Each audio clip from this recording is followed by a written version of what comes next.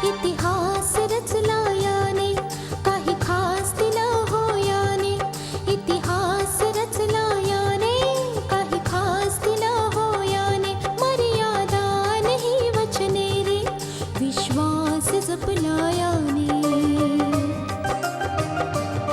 सप्तपदीने दिलेला हा उपहार रे, माझा शृंगार रे हा, माझा शृंगार रे.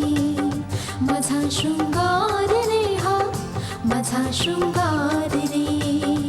मंगळसूत्र, मंगळसूत्र, मंगळसूत्र, मंगळसूत्र, मंगळसूत्र, मंगळसूत्र, मंगळसूत्र, मंगळसूत्र.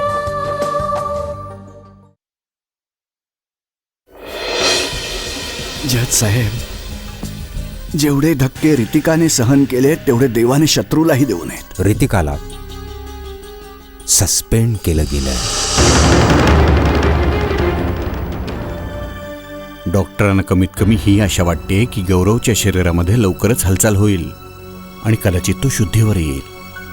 तू अशी पाडलीस ना ठिणगी तिच्या आयुष्यामध्ये की एकाच ठिणगीने रितिकाच्या प्रत्येक सुखाला जाळून राख केलंय. मनाला समजवावं लागेल की रितिका गुन्हेगार नाही असू शकत. ती हे असं काही नाही बोलू शकत.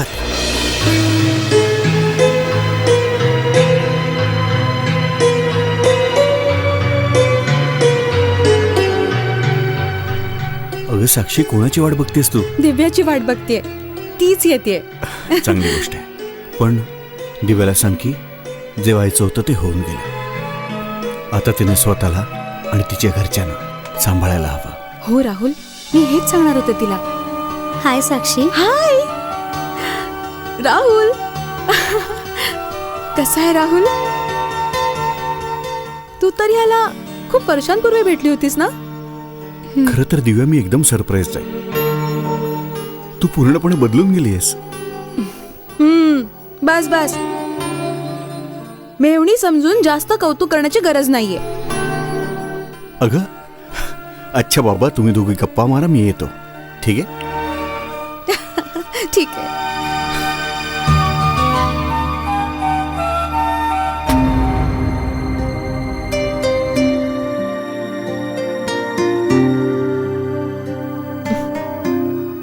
उदास नको होस दिव्या. आंटीबद्दल ऐकून मलाही खूप वाईट वाटलं होतं, पण या दुःखाला आपण काहीही करू शकत नाही ना दिव्या. हे फक्त सहन करावं लागेल. पर्याय तर नसतोच ग साक्षी. पण मम्मी शिवाय घर खायला उठतं. सगळं काही सुनं सुनं झालंय साक्षी, सर्व काही. नको रडू दिव्या, डोंट क्राय. तुझ्या रडण्याने आंटी परत येणार नाहीयेत. तुला माहितीये, मला तर आंटीबद्दल माहीतच नव्हतं. जेव्हा मानस दादाने मला फोन करून सांगितलं तेव्हा मला समजलं. मानस दादा आणि पप्पा पण या घटनेमुळे खूप दुःखी आहेत. मम्मीच्या मृत्यूचं कारण पण तर तेच आहेत ना साक्षी. दीदी आणि जिजूचं नातं तुटण्याचा धक्का मम्मी सहन नाही करू शकली. चल आपण आत जाऊन बोलूया. चल.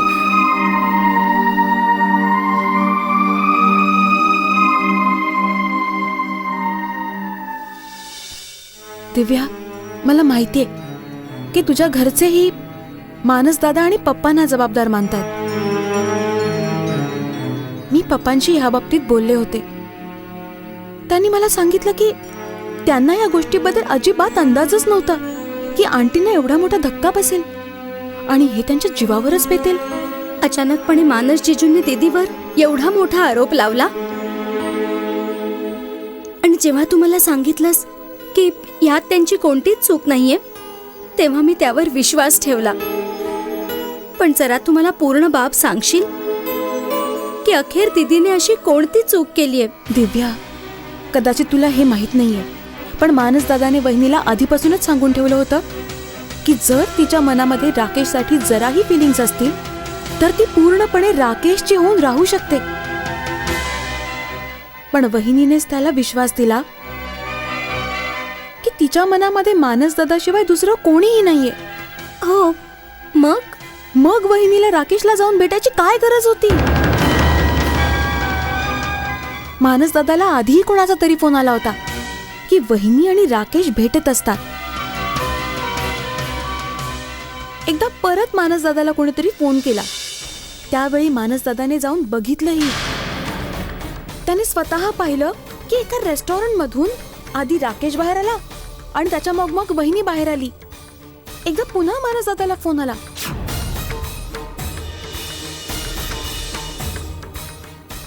आणि त्यावेळी तर मानस दादाने वहिनी आणि राकेश दोघांना एकत्र बसलेलं पाहिलं. आता तूच सांग दिव्या, अशा परिस्थितीत मानस दादाने काय करायला हवं?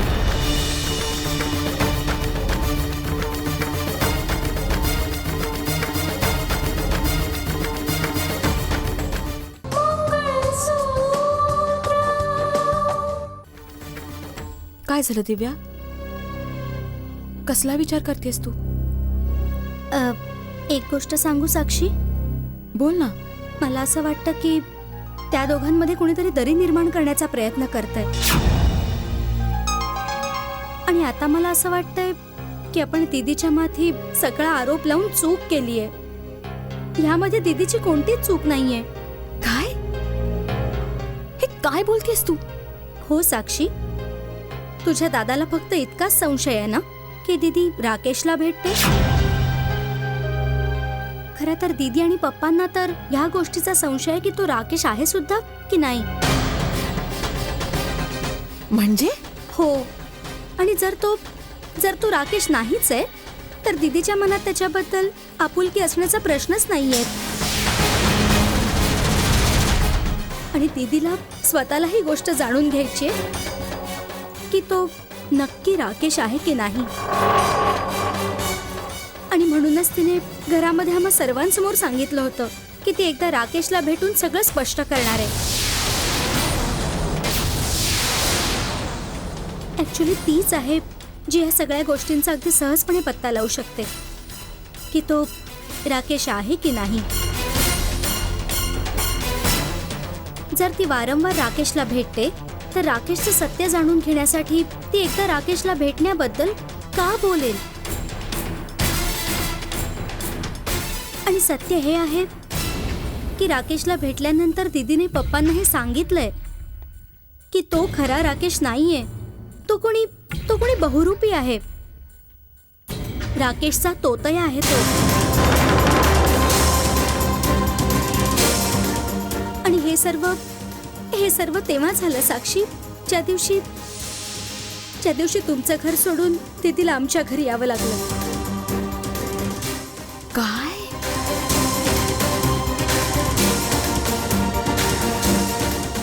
याचा अर्थ असा झाला की एक खूप मोठी चाल होती जी दादा आणि वहिनीमध्ये दरी निर्माण करण्यासाठी रचली गेली होती. हो साक्षी, मलाही असंच वाटतंय की ही कुणाची तरी चाल आहे. पण सर्वात आधी आपल्याला हे जाणून घ्यायचंय की हा राकेश आहे कोण आणि हा कुणाचा प्यादा आहे. पप्पा, इतकं निरखून काय बघताय तुम्ही? MMS आलाय जो मानसने मला पाठवलाय, ज्यात तो त्याचं सत्य पटवण्याचा प्रयत्न करतोय. हे त्याने स्वतः रेकॉर्ड केला, ज्यात राकेश रितिका सोबत बसलाय. हे बघा, हा राकेश नाहीये शिवरामजी. हे बघा, जर निरखून तुम्ही हा MMS पाहिलात तर ह्यात जो माणूस रितिकाला चहा देतोय ना, बघा त्याच्या मनगटावर एक त्रिशूळाची खूण दिसतीये.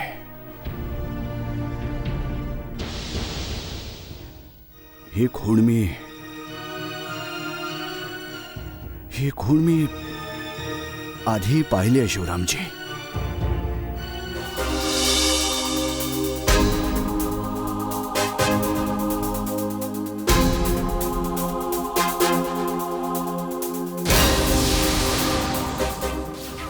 काम होऊन जाईल. जी हत्यारं तुला नेताजींच्या रॅलीमध्ये पोचवायची होती ना, ती मी पोचवेन. पण सावधपणे.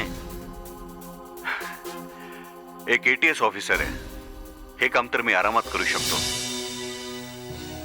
ऑफकोर्स. ही खूण त्या सीडी मध्ये पण होती, ज्यामध्ये राकेश लाच घेताना दिसतोय. आणि योगायोग तर हा आहे शिवरामजी की राकेशच्या मनगटावर त्रिशूळाची खूण नाहीये. म्हणजे हे मनगट राकेशचा असूच शकत नाही. राकेश ना त्या सीडी मध्ये आहे ना त्या MMS मध्ये. हे मनगट त्या माणसाचा आहे जो राकेश सारखाच दिसणार आहे, बिपिन. म्हणजे याचा अर्थ असा झाला की हा राकेश नाहीये, बिपिन आहे. हो शिवरामजी, हा बिपिन आहे. अपराधी आहे तो, राकेश सारखा दिसणारा, पण वाईट माणूस आहे. आता प्रत्येक गोष्ट साफ स्वच्छ दिसायला लागली मला.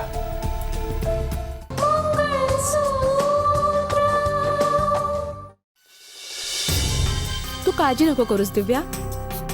ह्या बाबतीमध्ये मी मानस दादाशी बोलून घेईन. तुझं बोलणं ऐकून आता तर मला असं वाटायला लागलंय की आपण सगळे एवढ्या मोठ्या गैरसमजामध्ये होतो, ज्या गोष्टीमुळे मीही रितिका वहिनीला चुकीचं समजले. आता बघूया पुढे ही बाब केव्हा स्पष्ट होते. पण ह्या गोष्टीचा पत्ता तर आपल्याला लावावाच लागेल.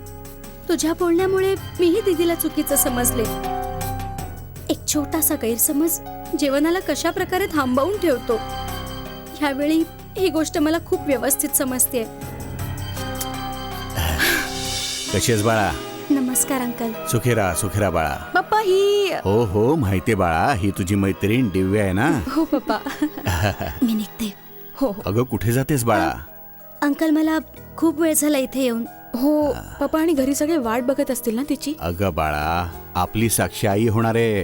हा, एकटीच असते, तिला कंपनी देत जा, हसतमुख राहील थोडा वेळ. हा, येत जा हा बाळा. हो अंकल, हा. निघते. नमस्कार. नमस्कार. बाय साक्षी. बाय. मग आपल्या घरात एक खूप मोठी आनंदाची गोष्ट येणार आहे बाळा, माहितीये ना? अरे पूर्ण खोली सजवली जाईल येणाऱ्या पाहुण्यासाठी. शेरसिंग, काय सर? ही सगळी खेळणी खोलीमध्ये ठेवा. बिनचुकी एकदम लागतात होत. अगं बाई निलिमा, कुठे आहेस तू? लवकर ये. हो आले. काय झालं? तुम्ही इतके खुश दिसताय. अगं आनंदाची बातमी तर आहेच. हा राकेश कुठे आहे? त्याला सांग आपल्या जमिनींचा व्यवहार झालाय, उद्यापर्यंत आपल्याला पैसे मिळतील. आता तो आरामात स्वतःचा बिझनेस सुरू करू शकतो. निलिमा, काय झालं निलिमा? बहुतेक तुला आनंद नाही झाला. नाही असं काय बोलताय तुम्ही? अहो, जगातली अशी कोणती आई असेल जी तिच्या मुलाच्या सुखाने खुश नाही होणार? मी तर असा विचार करत होते की तो प्लॉट आपण आपल्यासाठी खरेदी केलाय. आता बघा ना, तुमच्या रिटायरमेंट नंतर हा बंगला तर राहणार नाही. त्या जमिनीवर तर आपल्याला आपलं घर बांधायचं होतं ना. राकेशचा बिझनेस एकदा सुरू झाला ना, तर असे 10 प्लॉट खरेदी करून आपल्याला देईल तो. हे बघ निलिमा, या सगळ्या गोष्टी विसरून जा आणि भगवंताकडे फक्त हीच प्रार्थना कर की राकेशच्या मनात जे आहे ते सगळं पूर्ण हो, बस.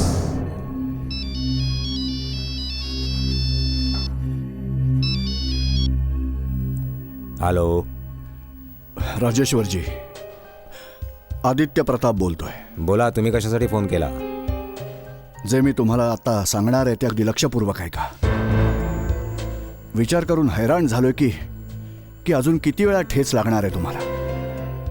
असं वाटतंय की हातात जळता निखारा ठेवायची सवयच लागली आहे तुम्हाला. जे काही बोलायचंय ते स्पष्टपणे बोला. तुम्ही फोन कशासाठी केलाय? राजेश्वरजी, ज्या मुलाला तुम्ही तुमच्या घरामध्ये बसवून ठेवलंय तो तुमचा मुलगा राकेश नाहीये.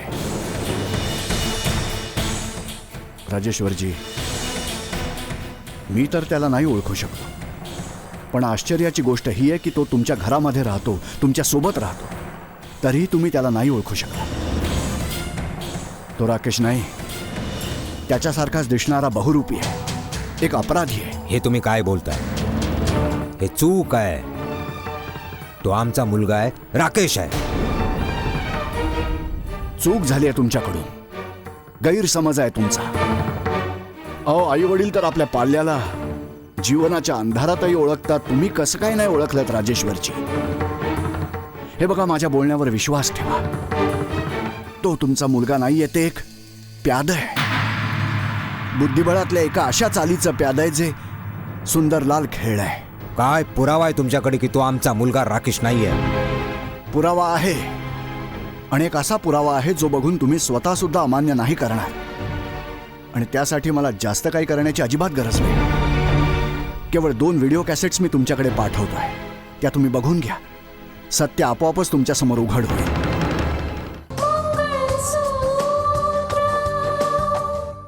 राजेश्वरजी, प्लीज प्लीज, अहो कधीतरी माझ्या बोलण्यावर विश्वास ठेवा. जर हा आमचा राकेश नाहीये तर मग आमचा राकेश कुठे आहे आणि हा कोण आहे? त्या मुलाचं नाव बिपिन आहे, अहमदनगरला राहणार आहे. तो राकेशचा तोतया, ज्याचा वापर करून तो व्हिडिओ बनवण्यात आला होता, ज्यामध्ये राकेशला लाच घेताना दाखवण्यात आलं होतं. नाही नाही, हे बिलकुल खरं असू शकत नाही. हे खोटं आहे, खोटं आहे हे. राजेश्वरजी, हे सत्य आहे. तुमचा माझ्या बोलण्यावर विश्वास बसत नाहीये. ठीक आहे, मी ते दोन्ही व्हिडिओज तुमच्याकडे पाठवतोय. ते पाहिल्यावर तुम्ही स्वतःच निर्णय घ्या. मला फक्त तुम्हाला सावध करायचं होतं, जे मी केलं. यापुढं तुम्ही काय करायचं हा निर्णय मी तुमच्यावर सोपवतो. नमस्कार.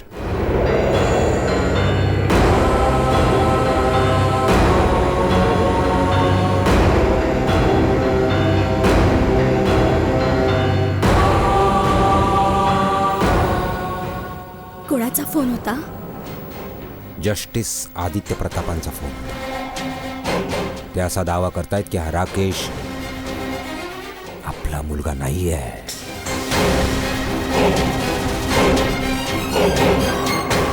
हे तुम्ही काय बोलताय? हो, त्यांचा असा दावा आहे की हा आपला मुलगा राकेश नाही तर हा कोणी राकेशचा बहुरूपी बिपिन आहे, जो अहमदनगरला राहणारा होता, ज्याच्यामुळे फसून पोलिसांनी आपल्या राकेशला कायदा आणि देशाचा अपराधी ठरवलं. मला असं वाटतंय की त्यांच्या बोलण्यात तथ्य आहे. काय काय बोलतेस तू? खरं बोलतात आदित्य भाऊ. हा मुलगा आपला मुलगा असू शकत नाही. मी जितक्या वेळा या मुलासमोर गेले होते, मला वाटलंच नाही की हा मुलगा आपला आहे. ना हा मुलगा आपल्या मुलासारखा हसतो बोलतो, ना खाण्याची याची आवड त्याच्याशी मिळती जुळती आहे. खरंच बोलते, किती वेळा मी विचार केला ह्या गोष्टीबद्दल तुमच्याशी बोलेन, पण नाही, हिम्मत नव्हती तुमच्याशी बोलण्याची. भाऊ अगदी बरोबर बोलतायत. हा मुलगा आपला नसू शकतो, नाहीच असू शकत. हा मुलगा आपला राकेश नाहीच असू शकत.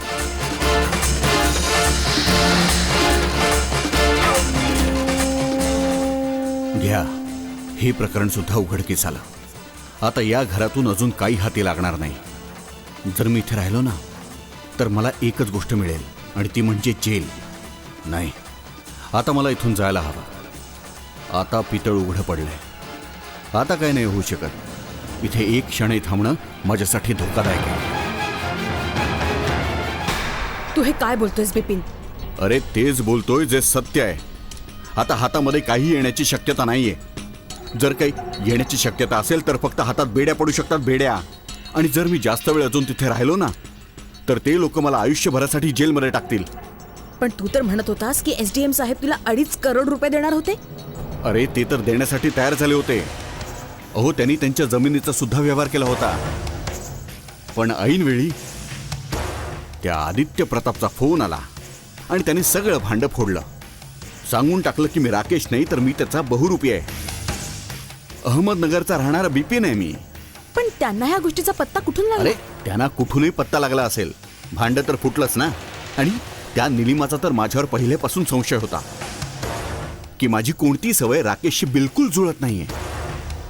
आणि ही गोष्ट उघड झाल्यावर तर तिचा संशय अजूनच पक्का झालाय. म्हणजे तुला असं म्हणायचंय की त्यांना ही गोष्ट पूर्णपणे मान्य आहे? मी मागच्या रस्त्याने लपून छपून तुम्हाला भेटायला आलोय. त्या लोकांच्या प्रश्नांची माझ्याकडे कोणती उत्तरं नाहीयेत. मी तिथून तर सुटून आलोय. आता परत मी जर त्यांच्या समोर गेलो ना तर फसून जाईन. म्हणजे ह्या शहरामध्ये मी राहू शकत नाही. आणि ह्या आधी की या शहरामध्ये माझा शोध सुरू होईल मी इथून निघून जातो. हे बघ विपिन, एक प्रयत्न करण्यामध्ये काहीच गैर नाहीये. जर एका प्रयत्नामुळे तुला 2.5 करोड रुपये मिळाले तर 2.5 करोड काही छोटी रक्कम नाहीये. आणि जर मी पकडलो गेलो तर तुम्ही तर सांगाल की तुम्ही मला ओळखत नाही म्हणून. हे बघा, मला अजून फसवण्याचा प्रयत्न नका करू. तुम्हा लोकांच्या नादाला लागून मी आधीच चूक करून बसलोय. म्हणून आता मला तुमच्या भानगडीतच पडायचं नाहीये. आता मला थांबवण्याचा प्रयत्न मुळीच करू नका.